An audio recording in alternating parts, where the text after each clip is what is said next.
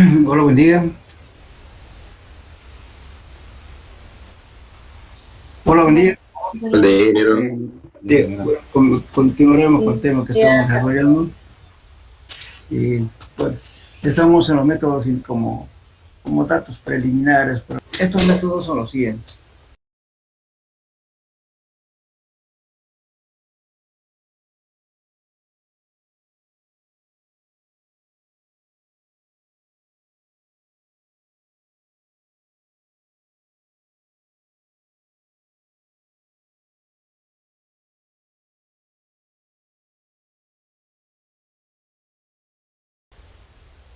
Por ejemplo, acá el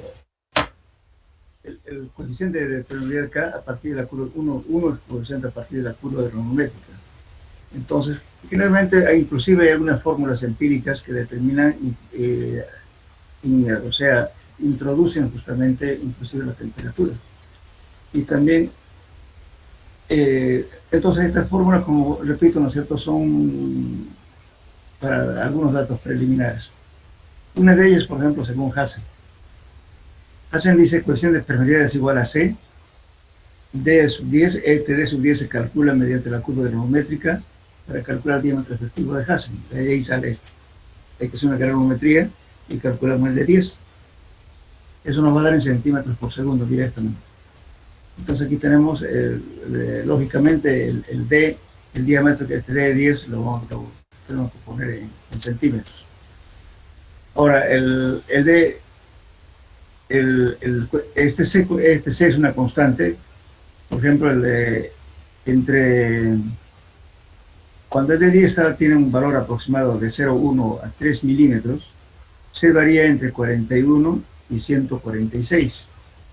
Pero es recomendable tomar un valor promedio de 116. Entonces C vendría a ser C 116 por D sub 10 al cuadrado. Eso nos da en centímetros por segundo. Bien, también hay otra fórmula, que es esta. Aquí introduce justamente la temperatura. Entonces la temperatura viene en grados centígrados. Entonces C por 0,7 más 0,003 por temperatura es sub 10 al cuadrado. Esto nos da directamente en centímetros por segundo. Lógicamente el D sub 10 siempre se expresa en centímetros. La temperatura en grados centígrados. De este modo se calcula este valor. Entonces, en dos casos, ¿cierto? Una expresión esta o cuando se introduce la temperatura y toma este valor. Bien, ahora otra ecuación es esta. Este es según Schiller, ¿cómo se lee? Schiller. Entonces por ejemplo, ¿qué toma en cuenta? Además de tomar en cuenta, ¿no es cierto?, la temperatura, toma en cuenta también la porosidad del suelo. Pero aquí, lógicamente, hay que hacer ensayos de suelo. Aquí, ¿qué nos dice? 771 de sub 10 al cuadrado. Este de sub 10 se encuentra en la curva granulométrica. Y C vamos a encontrar en función de la porosidad, utilizando esta tabla. Por ejemplo, aquí la porosidad es 26%, si queremos usar en porcentaje. 28% y 46%. Entonces el C, si es 0,26, o sea, el 26%, adoptamos 83,34. Y si es 38%, digamos, la porosidad, entonces tomamos 24,1. Sucesivamente. Ahora, si son valores intermedios, lógicamente hay que interpolar. Ahora, si nos dieran valores mayores a esto, entonces tomo siempre el mismo valor nomás que sea. Los valores intermedios se interpola. Ahora, por ejemplo, si me da un valor aquí de que sea, digamos, del 15% de N, entonces tomo el mínimo valor que es este valor. Entonces, el mismo valor, tanto el inferior como el superior, los valores intermedios se interpolan.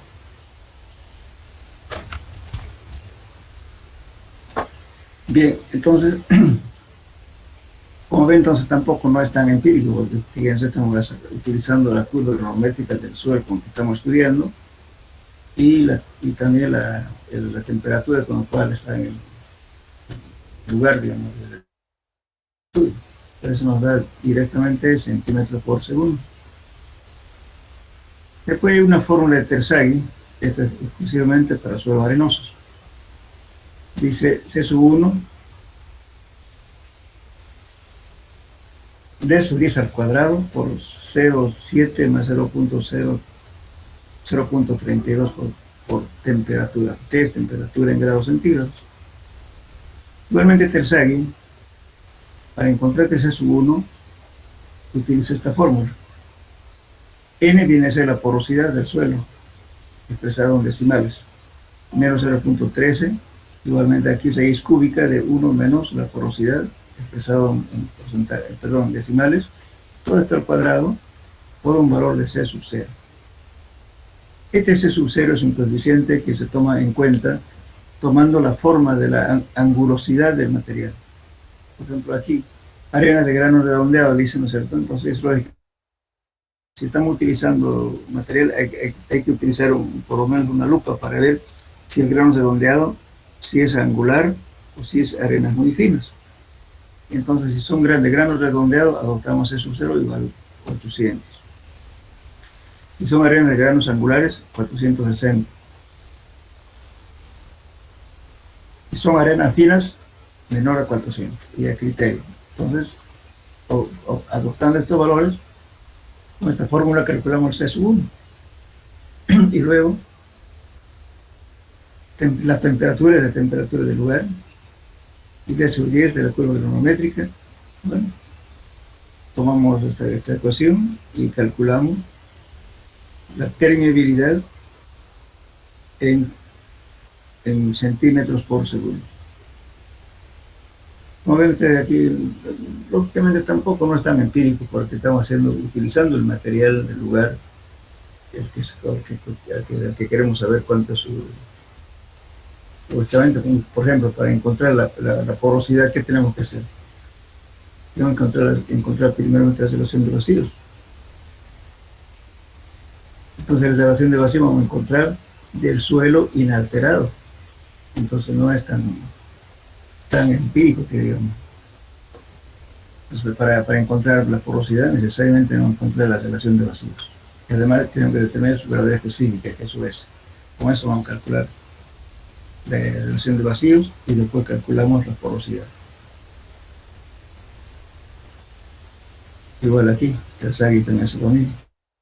Determina la porosidad. Bien.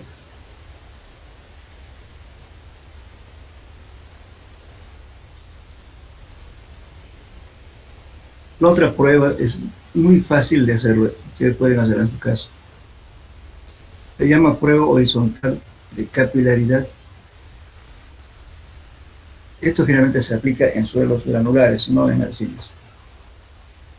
Esta prueba es fácil en su realización, para la cual se utiliza un cilindro transparente, el cual se coloca en el suelo para luego sumergir en recipiente con agua, como se indica en esta figura. Fíjense. Este es un recipiente que contiene agua a este nivel.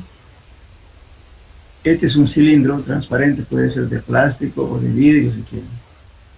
Esto es nuevo que me permita ver el interior, porque aquí adentro, dentro del frasco, del cilindro de vidrio, de plástico, está contenido el material, el suelo.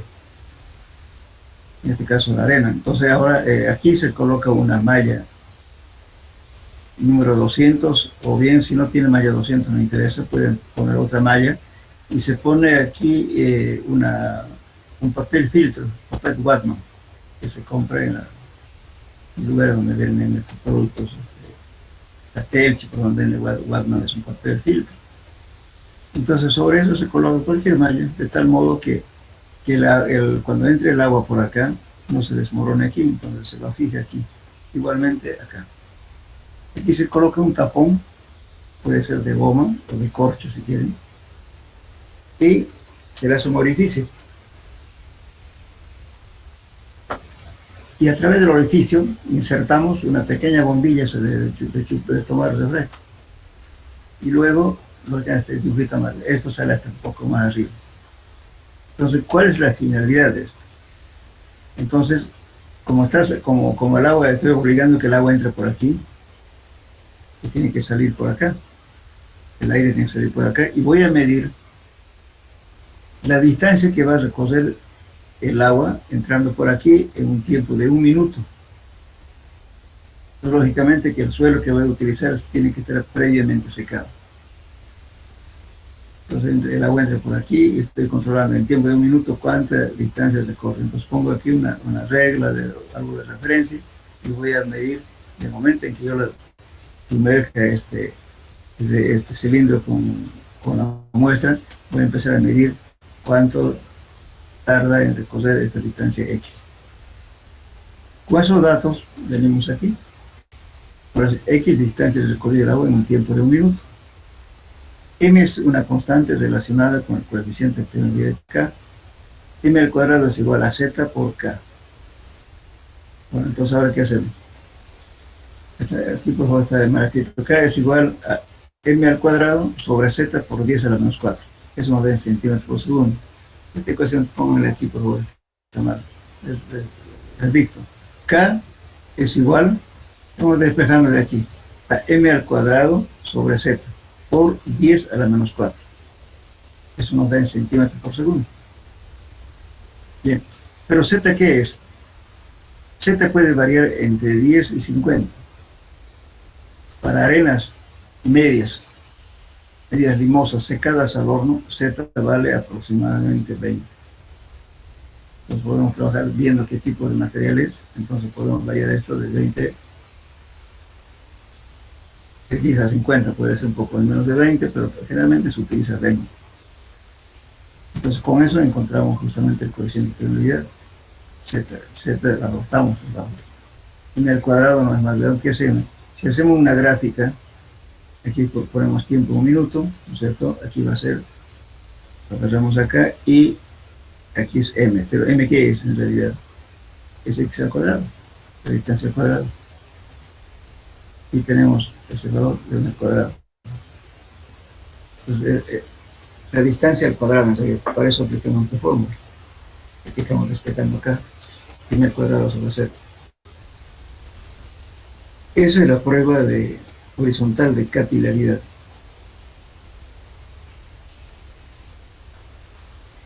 Como ven, esto es fácil, pero en cualquier recipiente coloca con agua y ver encontrar un frasco, porque tiene que tener orificio por ambos lados, puede ser de plástico o de vidrio, y una salida lo tapamos con corcho o goma, y le insertamos una bombilla para que el aire salga por aquí. Entonces el agua cuando está entrando por acá, lógicamente que llena los espacios vacíos y obliga a que el aire salga por un lado, porque sale por acá. Ese es el objetivo. Estamos midiendo distancia que recorre el agua por 1 minuto.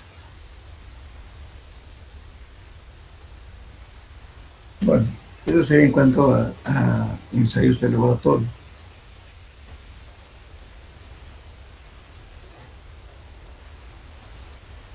Bueno, ahora que sí. Mencionaba que se le ponía que mencionaba que se le ponía una malla o un papel filtro. Perdón, no le copio bien. Que mencionaba que se le papel ponía filtro, una malla. Ajá, sí. Es un papel filtro, se ve que si no tiene papel filtro, tranquilamente puede usar otro papel que deje pasar el agua fácilmente. El papel filtro, generalmente la marca más que todo eso se llama Watman, ¿no? Pero ustedes ven, dicen en cualquier droguería que venden este tipo de cosas, especialmente la Telchi. Después hay una casa, la importadora San Martín, productos que traen para medicina, que eso ahí venden eso. Entonces puede comprar, usted dígale papel filtro nada más, no importa la marca. Si no tiene eso, puede poner tranquilamente un pedazo de servilleta. El objetivo es que las partículas finas no se vengan, no se caigan al frasco, nada más. Aquí. Porque si se humedece esto, si no lo pongo esa protección, se va a caer la arena suelta. Porque seca, al humedecerse se cae. El único objetivo es colocar eso. Pues estamos obligando que el agua entre por aquí. Ustedes pueden hacer como experiencia en su feria y también pueden hacer el termómetro de nivel constante o de carga constante que hemos visto. que no hay más que utilizar dos codos, un pedazo de tubo, no sé, nada más. Y luego, lógicamente, al insertar los tubos, no sé, estoy hablando de este método, es sencillo, fíjense, esto no importa que sea el mismo diámetro que este, no pasa nada. Pongamos que sea un tubo de 4 pulgadas, un codo, y al codo, lógicamente, le insertan un tubo, y aquí va el otro codo, que tener una papel también filtro también, con una mallita, igualmente aquí, cosa que les permita colocar la muestra aquí internamente y pueden medir esta distancia L, nada más. Tranquilamente se puede hacer esto un termómetro casero. Alguna vez en la feria hicieron los alumnos, cuando se presentaron en la feria de investigación que viene en octubre, hicieron ensayos en su feria.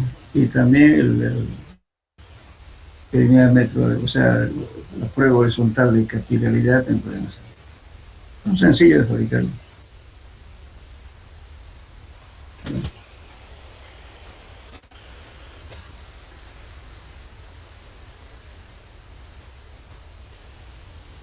Ahora vamos a ver toda esta teoría que estamos viendo, cómo se aplica en realidad en el suelo.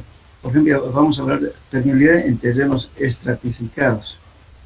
¿Por qué estamos hablando de terrenos estratificados? Porque generalmente en cualquier lugar siempre los suelos están formados en estratos horizontales, ¿no es cierto? Nunca va a ser un suelo homogéneo de la misma característica, siempre hay variaciones. Entonces, en ese caso, ¿cómo vamos a medir la permeabilidad? Entonces, la permeabilidad en terrenos estratificados generalmente en la naturaleza los suelos están dispuestos en estratos de diferentes tipos de suelos y espesores también variables, ¿no?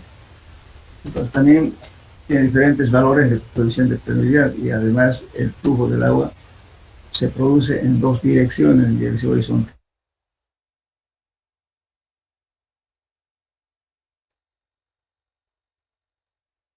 llegando que el flujo sea vertical.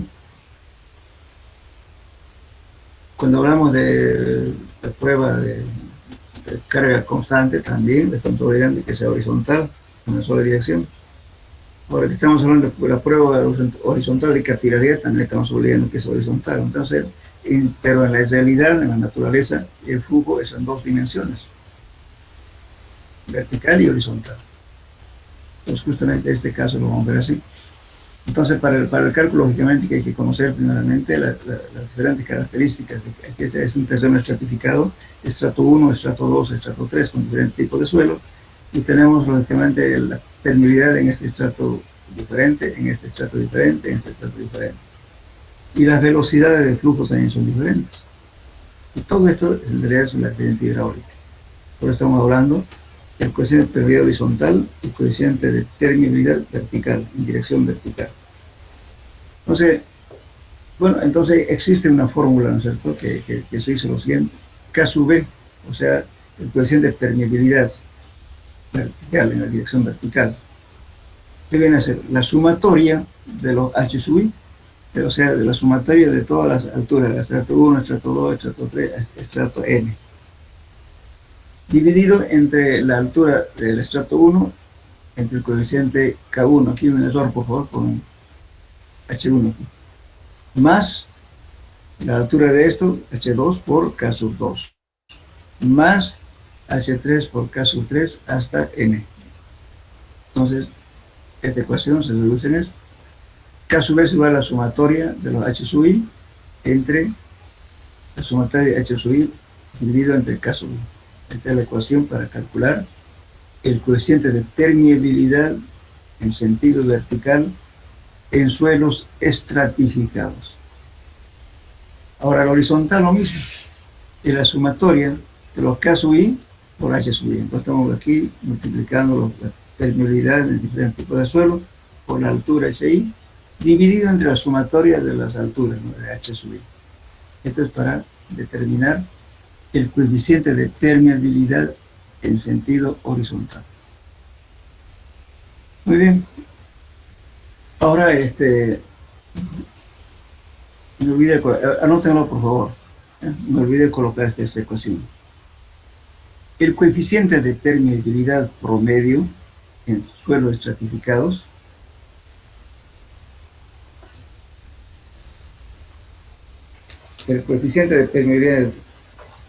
promedio en suelos estratificados es igual, me olvidé colocar esa ecuación.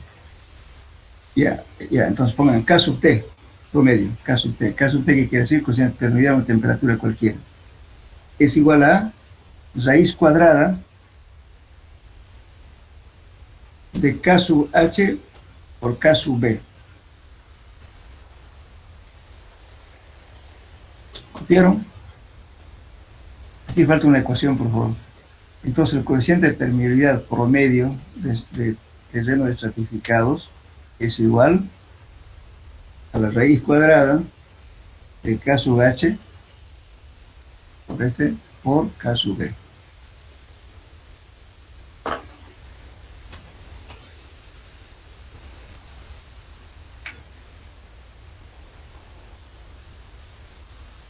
Es que no salió en la diapositiva.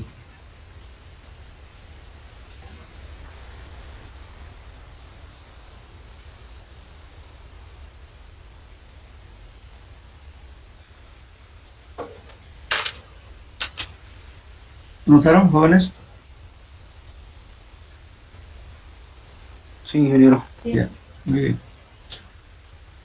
Ahora, bueno, como hay, en realidad, aquí, igualando estas dos ecuaciones, se puede demostrar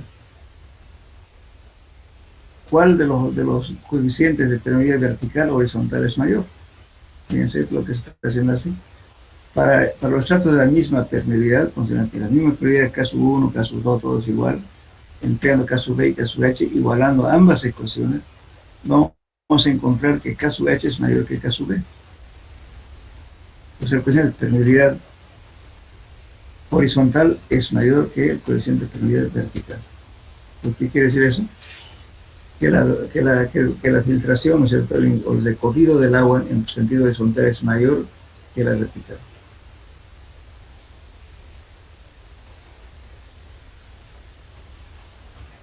Bien. Después de eso, una vez determinado el coeficiente de permeabilidad, podemos determinar el coeficiente de percolación. Escuchen bien esto. El coeficiente de percolación es la real medida de escurrimiento a través de los vacíos del suelo cuando la gradiente hidráulica es igual a 1. Se deberá medir el área de poros del suelo mediante una sección transversal del mismo medio. Mediante la ecuación de Darcy se puede calcular el coeficiente de percolación K sub P de la siguiente manera. Entonces, para esto, nosotros sabemos la gradiente hidráulica, tenemos que calcular el valor de N, la porosidad, sí o sí. Entonces, esto es la real medida de escurrimiento del agua en un suelo, ¿no? O sea, este valor va a ser diferente para todos. Entonces, este H es diferencia de altura sobre la hidráulica, L es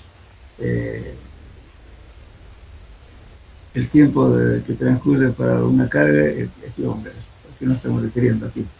Fíjense, ¿cómo calcular esto? Q es la descarga, ¿no es cierto? La velocidad, o sea, Q es igual, dijimos, ¿no es cierto? Esta es la ecuación de Darcy, Q es igual a dB sobre dt. De ahí mismo sale justamente la ecuación de permeabilidad que K es igual a K sub P es igual a I por A, por el área. Entonces, bueno, aquí es una demostración justamente igualando estos valores y llega a esta ecuación. El coeficiente de percolación es el coeficiente de permeabilidad dividido entre la porosidad del suelo. Entonces, E, justamente tengo que encontrar necesariamente la relación de vacíos para poder encontrar este valor. Porque o sea, la porosidad que viene a ser igual a E sobre 1 más E. Pues N por K sub P, entonces aquí estamos calculando en función de... La fórmula es esta, K sub P, K sobre N. Este K sub P es la permeabilidad que determinamos mediante los otros métodos, una temperatura cualquiera, dividido entre la porosidad. La porosidad siempre expresada en decimales. Entonces esta porosidad es esta, E1 más E, por K sub P. Ahí estamos sacando este valor. Ese es el coeficiente de percolación. Bueno, ahora podemos ver en la tablita esta, fíjense, es una tabla sacada de Joseph Bowles. Por ejemplo, la grava limpia y arenas muy gruesas, que se denominan como el TW, grava bien graduada, grava mal graduada, arena bien graduada y arena mal graduada. Entonces tenemos estos suelos hasta de 1 a 10, o sea, a 10 sería este valor, 10, ya. Y luego va a diseñar mezcla aquí hay un error de grava limpia y arena limpias a gruesas, a medias y arena gruesa. Todo este campo viene hasta la -3. O sea, en realidad casi todos los materiales granulares se determinan entre 1 a la -3. 1 por 10 a la -3 centímetros segundo, esto con centímetros segundo. Conforme va pasando, digamos, disminuyendo las partículas, entonces lógicamente el coeficiente de permeabilidad va variando. Por eso aquí el último valor es 10 a la -9 centímetros por segundo. Por favor, aquí me olvidé colocar el centímetros por segundo. Aquí está el coeficiente de permeabilidad. Entonces, lógicamente que cuando determinamos un ensayo en laboratorio tenemos que ver más o menos, ¿no es cierto? Si se clasifica el suelo, bueno, esa clasificación del suelo va a depender también del tamaño de la partícula y además el suelo va a depender de su compacidad para que varíe justamente el coeficiente de permeabilidad. Si el suelo está muy compacto, lógicamente su valor de permeabilidad va a ser mucho más bajo. Si está más suelto, va a ser más alto. Bien, entonces, ahora Crespo Villeras también da estos valores, es por ejemplo de centímetros segundo también, para gravas limpias, 10 a la -2 a 1, centímetros por segundo. Arenas limpias,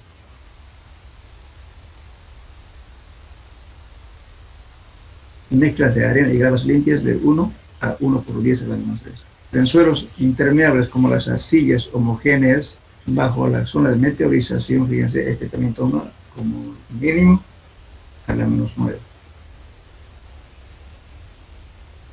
Por eso generalmente cuando ya estamos haciendo la prueba de permeabilidad, y tarda muchos días, ¿no? Nunca van a decir que es totalmente impermeable, entonces se adopta este valor, 1 por 10 a la -9. Es el valor el mínimo valor que se utiliza a la -9. Bien. Entonces eso sería en cuanto a los valores de determinar la permeabilidad.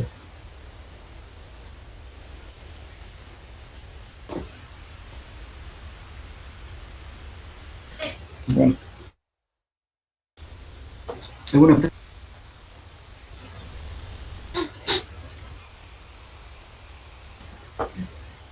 Lógicamente que estas tablas que vemos aquí son netamente, bueno, puede decir, informaciones preliminares, ¿no? Pero lo mejor siempre es hacer la prueba.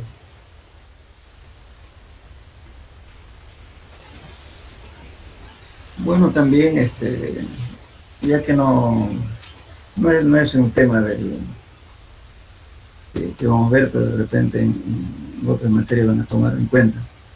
Por ejemplo, para poder determinar la permeabilidad en sitio y ver la infiltración, se hacen ensayos en sitio.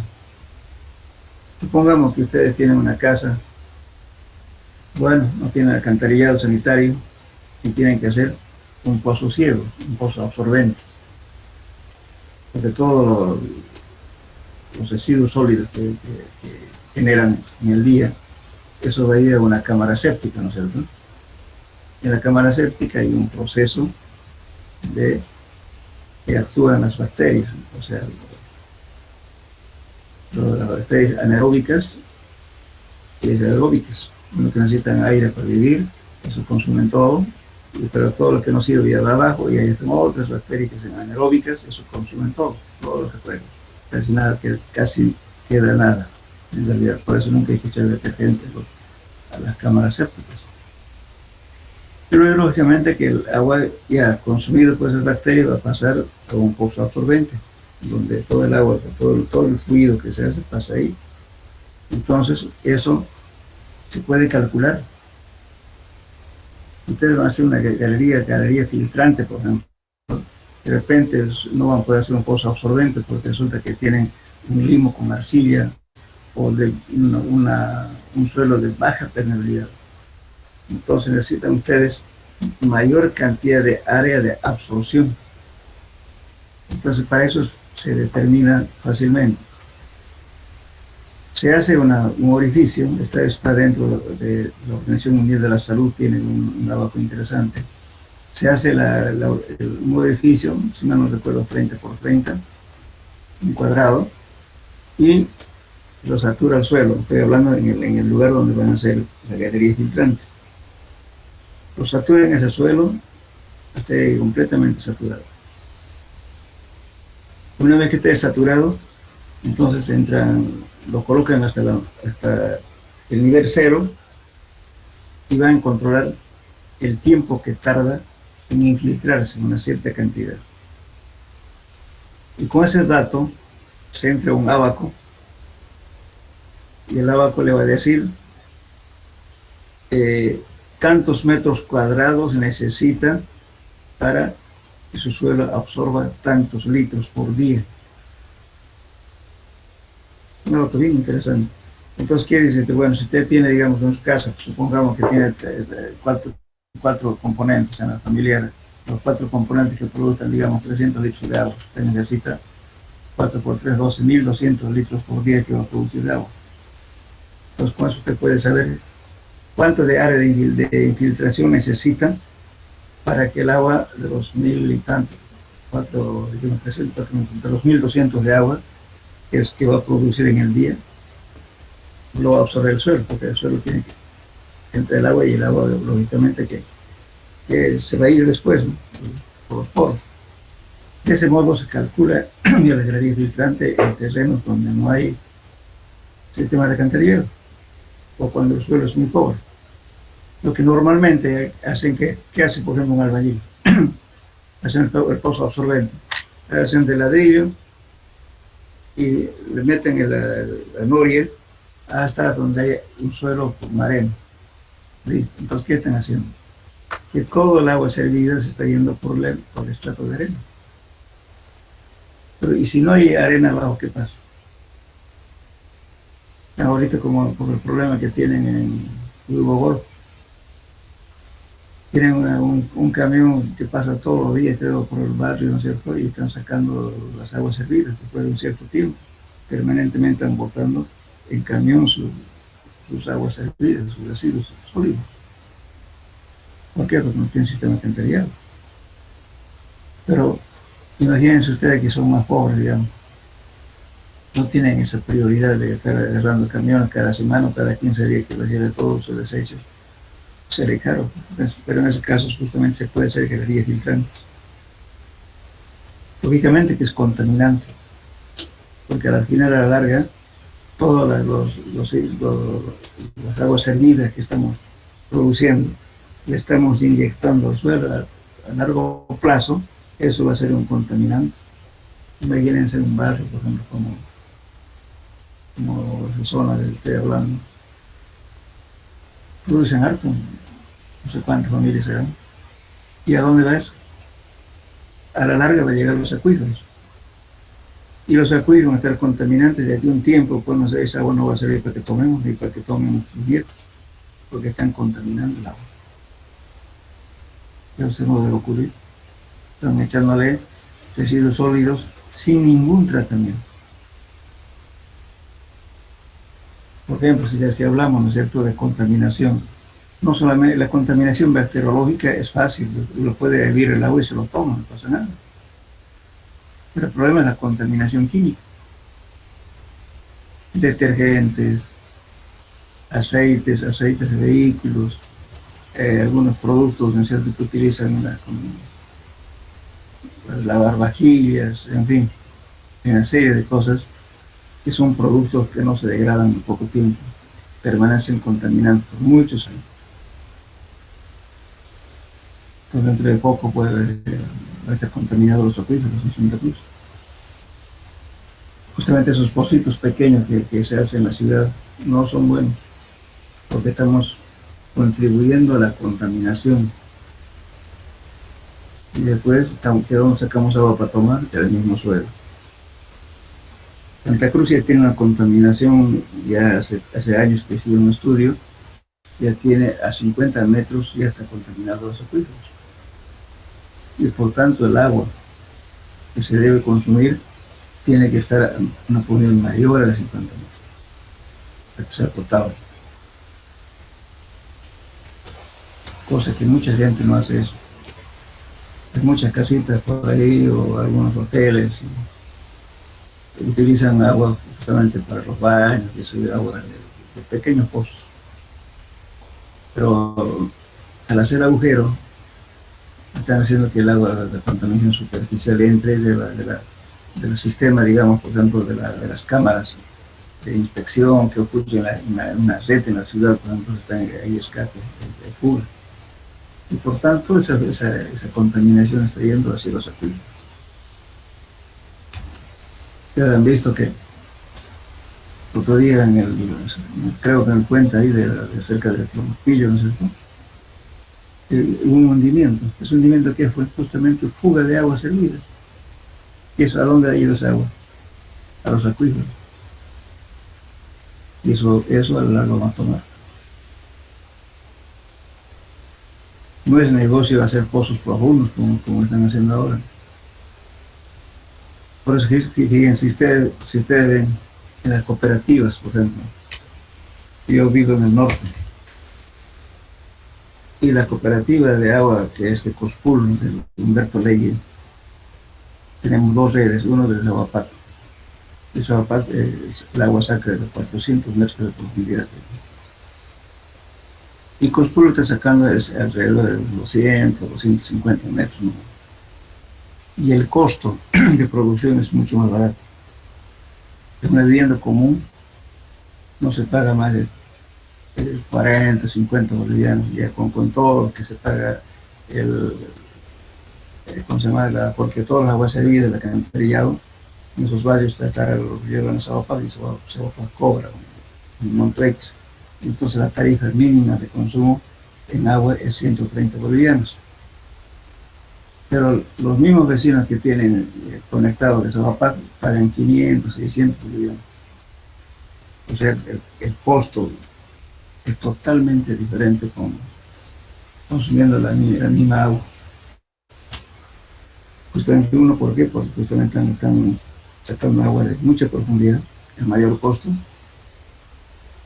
Entonces tienen que cobrar. Y encima están contaminando los acuíferos prematuramente. Bien. ¿Algún comentario o pregunta sobre este tema?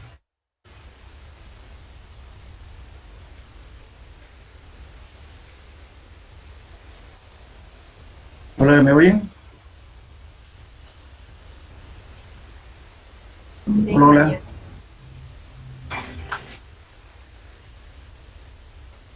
Sí, se escucha, ingeniero. Ya. Disculpa que pregunte eso porque resulta que aquí tenemos una señal pésima, se baja a veces. Uno está hablando y no lo está escuchando. La señal se baja de internet. Ya. Entonces entraremos a otro tema. Es esfuerzo y esfuerzo efectivo. Ya. La reacción del suelo o de la roca a los esfuerzos es el punto más importante para el proyecto de cimentaciones de estructuras, terraplenes, taludes, estructura para sostenimiento de piedras, etc. Y en el suelo hay tres fases, ¿no es cierto? Ya hablamos de eso: sólido, líquido y gaseoso, que es el aire. Los sólidos son relativamente incompresibles y soportan refuerzos cortantes estáticos. el agua es relativamente incompresible. La resistencia del esfuerzo cortante es solo por la viscosidad, casi no aguanta nada de cero, ¿sabes? Su resistencia del esfuerzo cortante. El gas es compresible y tiene poca resistencia viscosa del esfuerzo cortante. Entonces, ¿qué es lo que soporta todos los esfuerzos? Es justamente la parte sólida, es lo que soporta el esfuerzo de corte. Las presiones que actúan en las masas del suelo saturados se dividen en dos tipos. Aquellas presiones que transmiten directamente de grano a grano del suelo. Entonces, justamente ahí aparece la presión efectiva. ¿Por qué? Porque está habiendo mayor integración de grano a grano. Pero algunas partes, ¿no es cierto? Si también un suelo tiene poros. Bueno, las presiones que actúan contra el fluido que llenan los poros del mismo, entonces lógicamente también tenemos una agua en los poros. Eso se llama, vamos a ver ahorita, dentro de eso se llama presión neutra, o también se llama presión intersticial. Bueno, de modo que las primeras denominan presiones intergranulares o presiones efectivas, que todo esto es lo que soporta la parte sólida. Y la segunda, me estoy refiriendo a esto, se denominan presiones neutras, o presiones neutrales, o presiones de poros, o presiones intersticiales, que son justamente debido a la presencia del agua en los poros del suelo. Ya. Entonces, esta separación de fuerzas en la masa del suelo es muy importante en la mecánica del suelo, ¿no? Las presiones son efectivas, son las únicas que explico. Supongamos que ustedes tienen un suelo, por supuesto con su peso propio, que es otra capa de suelo encima, pero soportó durante mucho tiempo. ¿Por qué pasa si yo le pongo una estructura encima? Entonces la estructura ejerce una cierta presión. Al ejercer esa presión, entonces interaccionan los granos del poro, los granos de los suelos. Entonces, a esa interacción de grano entre suelos se llama presión efectiva. Entonces, al haber, ¿no es cierto?, al soportar el esfuerzo de corte, como el aire ni el agua soportan el esfuerzo de corte, entonces, ¿qué ocurre?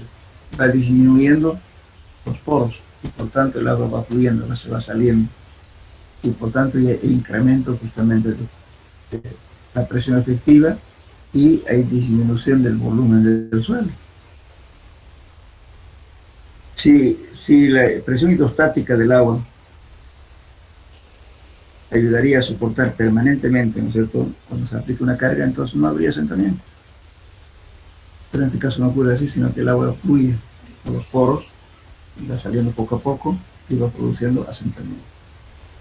Entonces hay mayor interacción, mayor incremento de presiones efectivas, que es la causa para que se produzcan justamente los asentamientos. Eso se llama presión efectiva o presiones intergranulares. Bien. Entonces aquí vemos el esfuerzo efectivo, si una carga Q, la carga Q es la presión total y Q' es la presión de la carga que va a soportar la parte sólida. Uniformemente distribuye sobre una camada de esferas iguales con espacios vacíos. Entre ellas, vamos a ver la figura que no vean. No se distribuye uniformemente a través de la masa, sino por eso va a ir de un punto a otro dentro de cada esfera, y tendrá un valor máximo los puntos de contacto que tienen pequeñas áreas, y será mínimo en el centro de cada esfera. Entonces, aquí está una demostración que estamos haciendo. Aquí que estamos haciendo. Aquí tenemos, ¿no es cierto?, partículas, unas esferas, digamos así, de sólidos, y tenemos un área bruta, un área A, y le estamos cargando una carga. Muy bien, aquí tenemos, ¿no es cierto?, aquí dice carga de granos uniformes. Carga sobre granos de suelo irregular, que en realidad ocurre esto, ¿no? Tenemos partículas de diferentes tamaños, que son partículas chicas, grandes, etc. Tenemos un conjunto de partículas de diferentes tamaños. Y tenemos el mismo área A, también soportando la misma carga puntual Q. Bien. ¿Qué pasa si hacemos una demostración? Supongamos esta es una celda hermética, no hermética, sino digamos hermética, sino que es una caja bastante rígida, en el cual le colocamos un muelle, un resorte metálico. Y aquí colocamos un pistón, ¿no es cierto?, para aplicar la carga, una plancha metálica, digamos, así. Entonces, cuando aplicamos la carga, lógicamente, ¿qué ocurre? Aquí va a haber la presión neutra, que es U. Entonces, en toda esta zona, ¿no es cierto?, que va a haber, entonces, el área de vacíos va a ser la mitad, y la otra mitad es la área de vacíos. Entonces, tenemos un área de vacíos debido justamente. Lo que estamos queriendo hacer es semejar con qué es lo que ocurre en el suelo. Entonces, todo lo que es sólido estaría reemplazado por muelle. Todo lo que es agua, ¿no es cierto?, aire, estaría justamente reemplazado por área de vacíos. En este caso la mitad y aquí la mitad. Muy bien, ahora ¿qué hacemos? Entonces, de aquí podemos sacar que el esfuerzo efectivo sigma prima, dicen, los esfuerzos varían de acuerdo a los puntos de contacto. El esfuerzo efectivo es aquel esfuerzo que es soportado por los sólidos. El esfuerzo neutro, o también el esfuerzo intersticial, si se aplica una carga Q a un suelo o roca construido por sólidos o poros, habiendo dentro de estos últimos una presión U. Esta es presión neutra. El área de los poros en contacto con la área de vacíos, la fuerza soportará parte de la carga, que va a ser U por A sub B. Esta es U, la presión neutra, multiplicado por el área de vacíos. Entonces, ¿por qué? Porque esto va a ser, pues, imagínense, este tiene 10 kilos por centímetro cuadrado, multiplico por 10 kilos, que me va a dar una carga puntual. Entonces, esto lo hacemos aquí, fíjense, en función al dibujo ese que estamos viendo. Entonces, este es el Q, o sea, la carga total, ¿no? Va a ser el Q que va a soportar la parte sólida, más lo que va a soportar la presión neutra. Entonces, para que todos sean esto, ¿no es cierto?, con la misma dimensión que porque este es, digamos, kilos, aquí tienen kilos, pero este es kilos por centímetro cuadrado, pero si pero si lo multiplico por A sub B, por el área de vacíos, entonces esto me va a quedar igualmente en kilos. Entonces, ¿qué hacemos? Q va a ser el Q sobre área de contacto. Q' también va a ser Q sobre A.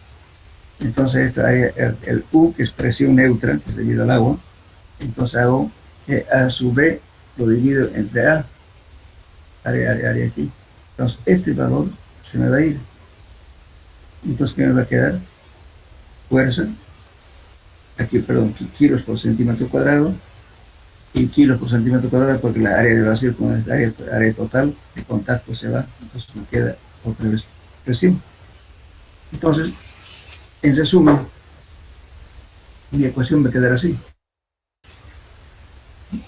Presión total es la carga total sobre el área total. La presión efectiva, que va a ser la presión, o sea, la carga sobre el área de los sólidos, más la presión neutra, más la presión que hace el esfuerzo internamente en los poros del suelo. Esto se hace 1. Esta relación de 1 lo vamos a llamar N, como aquí. Por ejemplo, esta relación de área de vacío sobre área total, en hormigón se considera 0,5 a 0,75. En soca fracturada esa relación es 0,75 a 1. En soca porosa 0,75 a 1. En mármol y granito se lo dice 0,5. Pero en suelos este valor se considera 1. Por eso directamente lo ponemos así. Después escribimos así. Sigma es igual a sigma prima más U. Entonces de aquí despejamos. Esta es presión total. La presión total es la presión efectiva más la presión neutra. Si quiero calcular la presión efectiva, entonces va a ser presión efectiva, sigma prima va a ser igual a la presión total menos la presión neutra. Eso es lo que es nuestra ecuación. Esta ecuación fue establecida por Terzaghi, entonces se llama la ecuación del esfuerzo efectivo. Pero hay que despejarlo aquí. Este es sigma prima, es el esfuerzo efectivo. Este es el esfuerzo total.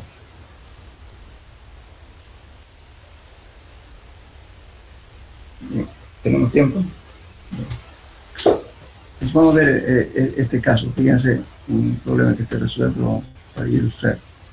Se hizo una excavación cerca de un río, en un suelo de arcilla, debajo de la cual se encuentra un charco de arena. La arcilla pesa, o sea, su peso específico es 1920 kilos por metro cúbico y es prácticamente impermeable comparada con la arena. La excavación se realizó con un cucharón de almeja, o sea era una superficie, ¿no es cierto? Luego con un aparato, con una excavadora, el cucharón de almeja se llama como un balde estirado por un cable y aprieta la mandíbula y saca tierra. Es cucharón de almeja. Ahora, antiguamente eran con cable. Ahora ya vienen inclusive hidráulicos. Hidráulicamente cierra la mandíbula y excava. Es un cucharón de almeja. Ya, entonces, y el agujero se mantuvo casi lleno durante la excavación y después se sacó el agua por bombeo. La arcilla del fondo de la excavación se levantó repentinamente y estalló. Entonces, esta figura es esta. La pregunta es ¿por qué ocurrió esto? ¿Y qué elevación tenía el agua cuando se produjo este fenómeno? Esa es la pregunta. Pues fíjense, aquí tenemos, inicialmente el suelo estaba aquí, así. Después se hizo la excavación. Y quedó la excavación así. En el momento de la excavación, el nivel de agua se mantuvo constante aquí, este nivel. Entonces aquí tenemos 6 metros de aquí tenemos arena y aquí tenemos arcilla. El peso específico de la arcilla es 1920 kilos por metro cúbico. Y aquí de aquí a acá tenemos 750. Muy bien. Entonces el agua estaba a 6 metros, aquí está el nivel de agua. Entonces inicialmente se mantuvo así y se hizo el agujero de esta forma. Entonces de acá, desde el nivel de agua hasta aquí se hizo de 450 metros de perforación. Hasta aquí. Y aquí quedaba todavía unos 50 sin excavar. Esa condición quedó inicialmente cuando se hace este agujero. Pues justamente esto vamos a calcular. Al comenzar la excavación, el esfuerzo vertical en el plano de separación de la arcilla y la arena, que estoy hablando en este plano, quedó así, 750 por 1920.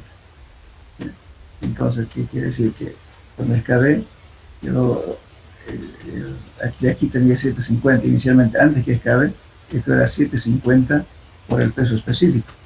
Me da 14.400 kilos por metro cuadrado, la presión. Y la presión neutra, que ya tenía agua, pues que me quedó de esta altura del agua, que es 6 metros, por el peso específico del agua, que es 1.000 kilos por metro cúbico. Entonces me queda 6.000. Entonces aplico aquí la fórmula de la presión efectiva. Presión total menos la presión neutra. Entonces la presión total era ¿cuánto? Era 14.400, ¿no? 14.400. Aquí le falta un cero, por favor. Es 14.400 menos la presión neutra que he aplicado en esta fórmula. Entonces me queda 8.400 kilos por metro cuadrado. Inicialmente, como estaba el suelo sin que haga la excavación. Después de que excavé, ¿no? Calculo otra vez. Entonces, la presión efectiva, después que excavé, que quedó justamente 1.50, que me quedó de aquí, que es esto de acá, por 1920, más el peso del agua. De aquí a acá es 450 multiplicado por 1000, es el peso del agua. Entonces, sumando todo eso me sale 2.880 más 4.500 me sale 7.380 kilos por metro cuadrado. Pero, como el nivel de agua está aquí, entonces el peso está influyendo en esto, ¿no es cierto? Pero acá la presión neutra sigue lo mismo, porque no me está variando la altura. Entonces 1000 por 6, 6.000. Entonces mi presión efectiva va a ser presión total menos la presión neutra, me va a quedar 1.360 kilos por metro cuadrado. Muy bien. Ahora dice, ¿no es cierto? Después de bombear, o sea que este nivel estoy agarrando con una bomba, estoy sacando agua. Entonces va a bajar el peso del agua que está impidiendo de que estas presiones de aquí empujen y aquí tengan que bombearse y reventar. Entonces estoy bombeando, entonces voy aquí, lógicamente se hace por tanteos, ¿sí? Pero vamos a suponer ya que hemos bajado el agua a unos 40 metros, a partir de aquí. Entonces, en ese momento el esfuerzo vertical que va a quedar 1.50 por 1920, que es el peso específico de acá de este suelo, que no se ha alterado nada, más sacando de 4.50 menos 1.20, va a quedar 3.10, porque este se va a jugar por acá. Entonces tengo 3.10 multiplicado por el peso específico del agua, me queda 5.980 kilos por metro cuadrado. Esa es la presión efectiva. Aquí pongan sigma prima, por favor. Que no, es presión total, perdón, presión total está bien. Ahora calculamos la presión neutra para que sea efectiva, para aplicar esta fórmula. Presión neutra sigue siendo lo mismo porque esta altura no varió. El nivel de agua siempre se mantuvo, entonces hay una presión queriendo subir el agua para arriba. Entonces eso me queda justamente negativo, menos 20. 5.980 menos 6.000 me dan menos 20 kilos por metro cuadrado. Bueno, en ese momento, ¿qué pasó? Entonces resulta que esta presión del agua que estaba cayendo aquí, entonces no contrarresta la presión que está aquí, y por tanto este suelo se va a hacer un promontorio acá y luego va a reventar. Y otra vez el mismo lugar, por esta altura de aquí, para entender a llegar a este mismo lugar. Este fenómeno ocurre siempre, fíjense ustedes alguna vez, o les va a pasar cuando trabajen. A mí me ocurrió eso. Estábamos haciendo antes me dedicaba a la parte de construcción, entonces resulta que me dieron un trabajo de cambiar un trecho de una enlosetada. Y bueno, sacamos las losetas y todo lo demás, y bueno, sacamos inclusive para cambiar material porque estaba mal compactado todo demás. En ese momento no había agua, era tipo 6:30 de la tarde, nos fuimos a dormir. Al día siguiente volvimos, pero en la laguna. No había llovido, pero sin embargo apareció agua. ¿Y qué es lo que pasó? Justamente esto. Entonces, lógicamente que donde se hizo la excavación, siempre por cuestiones, digamos, de la presión atmosférica, todo, ¿no es cierto? Esto inicialmente no lo vamos a ver, pero resulta que después aparece el empuje que del agua que está un poco más arriba, empieza a aparecer presiones de abajo hacia arriba. Entonces es el momento en que esto ya no soporta más el suelo, revienta y llega, se pone al nivel que estaba en la zona de ahí se hace la laguna. Frecuentes eso cuando hacen excavaciones para sótanos y barcos. El día siguiente llegan cuando se dan cuenta está lleno de agua. Pero ¿qué ha pasado? Justamente cuando está excavando por el equilibrio de presiones, ¿no es cierto? Esto va bajando, no pasa nada. No hay agua en ese momento. Pero al día siguiente se vuelve a bajar. Eso es lo que ocurrió aquí. Entonces la presión efectiva no soportó este suelo, que la presión efectiva, que es la parte sólida, no soportó y la presión neutra fue más grande y por tanto se inundó de nuevo. Eso es lo que pasó aquí. Por eso da negativo, menos 20. Por eso cuando hacen zanjas para tendido de tuberías, pues, estaban felices, duermen en su casa, al día siguiente llegan todo el canal está con agua. ¿Qué ha pasado? Justamente la presión neutra fue más grande que la presión efectiva, no el soporte del esfuerzo de corte. Después abajo, que parece agua. Eso es lo que está pasando aquí.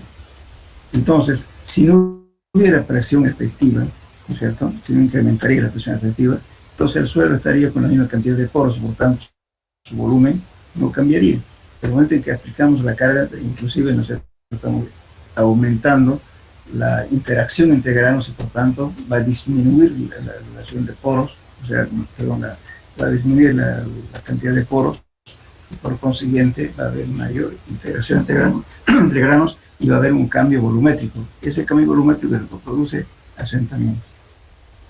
Si no hay cambio de volumen, no cambia nada. Eso es lo que es siempre. Cuando calculemos, por ejemplo, el asentamiento de un suelo por consolidación, siempre vamos a calcular la presión efectiva. La presión efectiva, voy a repetir, es la presión total menos la presión neutra. Ahora, si no quieren utilizar esto, calcular directamente la presión efectiva, entonces aquí tendrían que calcular con gamma sumergido. Gamma sumergido multiplicar por su altura le da directamente la efectiva. Ya no quitan esto. ¿No? Un ejemplo, cuando hagamos ejercicio de aplicación vamos a ver eso. Bueno, ese sería entonces el tema 9. No sé si tienen preguntas. Bueno, buenas tardes, ingeniero. Una consulta. Sí. Con respecto al ejemplo que nos dio, que después se hizo una laguna al día siguiente, eso iba a ser recurrente, ¿no? O sea, el nivel del agua en cada llovida, o sea, se iba a reponer el acuífero que había abajo y de vuelta iba a volver a subir por más que lo vaciamos, ¿no? Claro, cuando alguna carga ya que está aquí, digamos, aumenta el soporte al empuje que está produciendo el agua, entonces no pasa nada. Pero el problema cuando ustedes supongo, generalmente cuando es una excavación, ahí va a ver que el nivel de agua en las partes laterales está más arriba y aquí no hay agua, no aparece. Por cuestiones de presiones atmosféricas, qué sé yo, está equilibrado. Entonces, bueno, uno se va feliz, pues no contento porque no hay nada. Pero llega el día siguiente, el esfuerzo neutro, ¿no es cierto?, fue creciendo, entonces el esfuerzo efectivo que estaba soportando el esfuerzo de corte, ya no hay que resiste y por tanto se llena de agua. Llega al nivel donde estaba en la parte aledaña, inclusive un poquito más alto todavía, porque el nivel estático va a subir un poco más alto. Si yo tengo el nivel freático, supongamos aquí, entonces cuando yo haga excavación acá, va a subir el nivel de agua por acá, que se llama presión estática. Perdón, nivel estático. Y si yo le pongo una bomba, ¿no es cierto? ¿Qué va a pasar? La bomba lo voy a bajar hasta acá, ¿no es cierto? Y eso se llama nivel dinámico, porque con la bomba estoy bajando es nivel dinámico. Pero dejo de bombear, el nivel de agua se va a subir un poco más arriba. Justamente por esta misma razón, cuando hace una excavación, se colocan tubos piezométricos. Te voy a dar una tarea, pero a ver si no se cansan conmigo. Una tarea, por ejemplo, hay varias formas de hacerlo. Hay diferentes modelos de piezómetros, inclusive hay computarizados. Justamente los piezómetros se utilizan en las represas, se utilizan en mantenimiento de canales, en planchadas, donde hay maquinaria, qué sé yo, para ver el efecto del nivel de agua cuando llueve, por ejemplo, ¿no? Entonces los niveles suben. Entonces, ¿cómo se hace eso? Por ejemplo, digamos que yo inicialmente hago un estudio, le voy a encontrar su nivel de agua, supongamos por esta parte, digamos. Muy bien, llego a nivel freático tanto. Entonces mi sótano va a ser, digamos, qué sé yo, pongamos números. Voy a decir, el nivel freático está a 5 metros. Pero yo tengo que cavar para mi sótano de repente hasta 4 metros. Muy bien, me permite cavar. Pero después de repente, ¿no es cierto?, al día siguiente vuelvo después de haber hecho la excavación y voy a encontrar agua aquí. O algunas veces en el momento de seguir excavando aparece agua. ¿Por qué? Porque es un desequilibrio. El confinamiento se lo sacó y por tanto esas presiones neutras del agua suben arriba y entonces resulta que inunda este zona. Yo tenía muchos reclamos, pero me digo, el nivel se encontró tanto, sin embargo cuando excavó por unos 50 o 60 centímetros más arriba y apareció agua. Es justamente por este desequilibrio de presión. Entonces, para que no ocurra cuando son edificios grandes o estructuras grandes, por ejemplo, en los edificios que están haciendo en la San Martín, la avenida San Martín, ese es un edificio que va a ser de 35 pisos, por ejemplo, después. Casi la mayoría de los edificios, ¿y qué se hizo? Se colocó justamente los piezómetros para determinar, ¿no es cierto? Hace un agujero y luego se pone un tubo abajo cerrado lógicamente, ¿no? Y luego se colocan filtros. Entonces el agua que está ahí por el tubo sube, entonces uno va midiendo, ¿no es cierto? Va controlando en qué tiempo subió a tal altura, en qué tiempo subió a tal altura, si llovió, a cuánto subió, y etcétera. Y cuando deja llover, cuánto baja. Es una serie, digamos, de estadísticas que se saca para poder determinar qué problemas puede tener el sótano. Porque hay edificios en la San Martín están haciendo de 4 niveles de sótanos, están entrando hasta 15 metros de profundidad. Y justamente la parte de Chipetrol es bastante particular. Encima tiene suelos residuales, cuaternarios, y abajo está el terciario. En un momento, ¿no es cierto?, en que va a encontrar arena compacta, con grava, con arcilla dura, etcétera, etcétera, lleno de agua. Pero sin embargo, algunos estratos lenticulares que van por abajo aún tienen agua. O sea, son unas pequeñas que no se ve en el momento del estudio del agua, ni siquiera no se ve la presencia de agua, pero carga ya la lluvia, la carga hidráulica, estoy hablando de lluvia, y resulta que esas venitas que había que son imperceptibles, aparece agua. Y entonces ese agua, imagínense que ustedes haciendo la excavación, va a aparecer durante la excavación y también después de la construcción. Entonces para eso justamente se colocan tubos piezométricos para ver cómo es la fluctuación de niveles de agua en diferentes etapas. Pero se hace.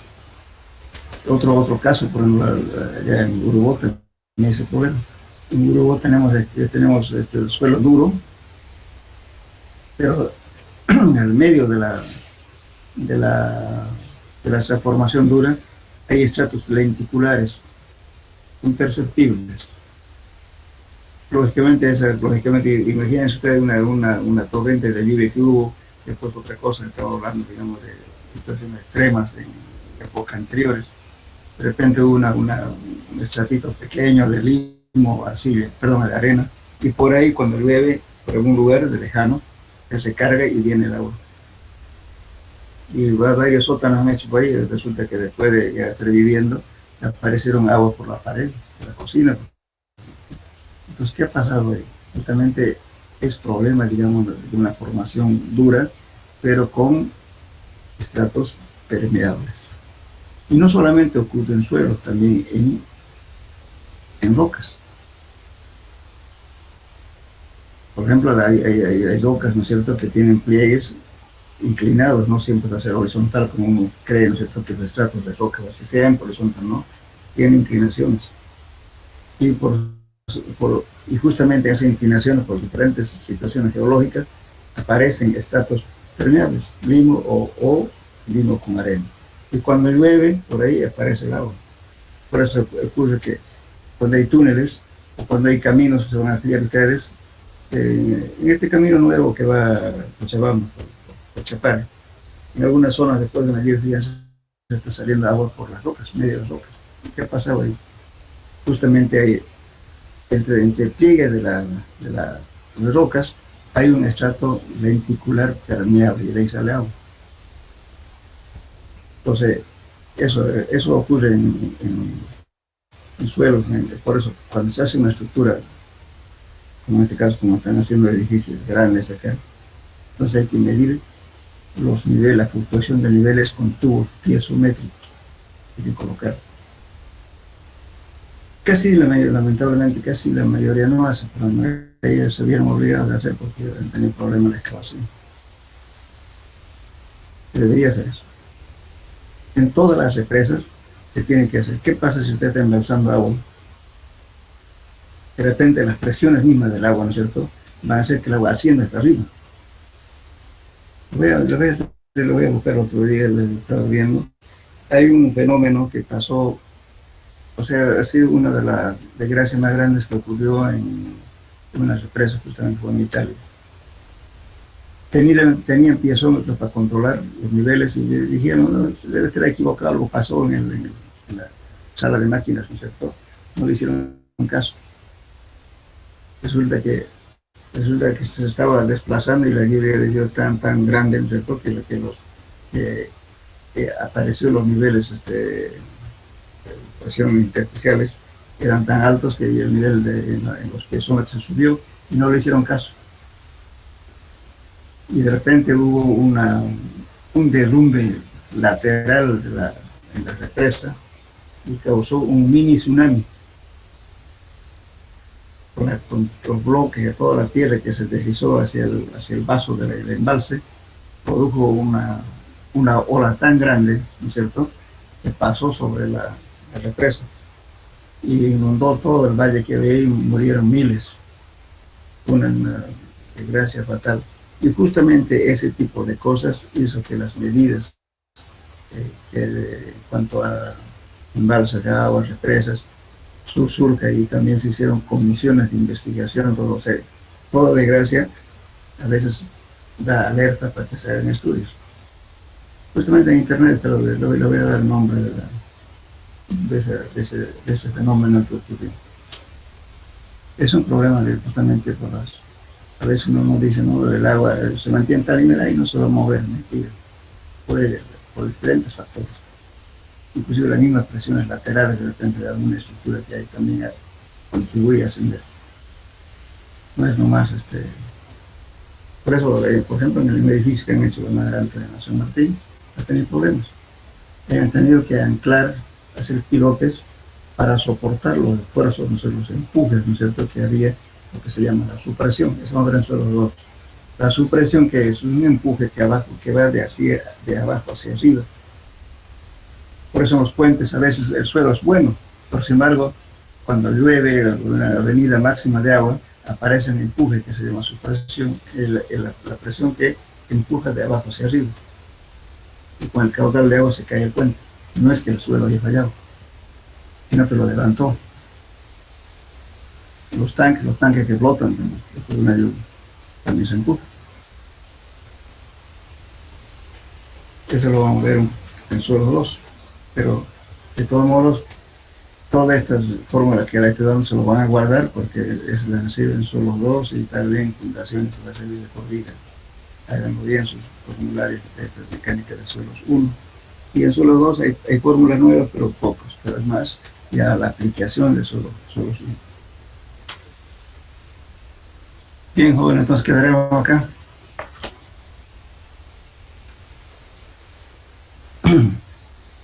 Hola. Está bien, ingeniero. Disculpar que pregunto cada vez si me escuchan. Como le digo, tengo problemas con internet. Bueno, entonces la próxima clase continuamos con otro tema. Después vamos a resolver problemas, por eso tengan listos sus formularios, ¿ya? Por favor. Gracias, hasta luego. Muchas gracias, ingeniero. Hasta luego.